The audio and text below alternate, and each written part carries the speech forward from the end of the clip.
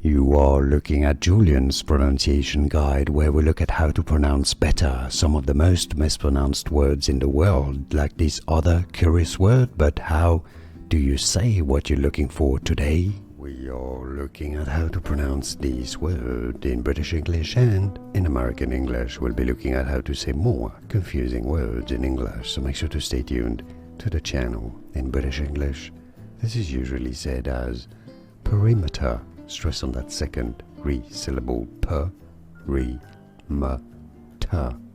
perimeter.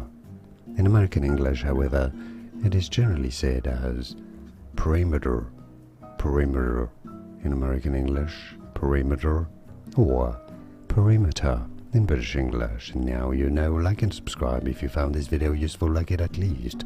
It helps me immensely. Thanks for your support, and more videos for you here to learn more correct pronunciations. Thanks for watching. Here are more videos on how to pronounce more confusing words and names too many mispronounced. Like this video if you found it useful. I appreciate your support. I'll see you soon, and thanks for watching.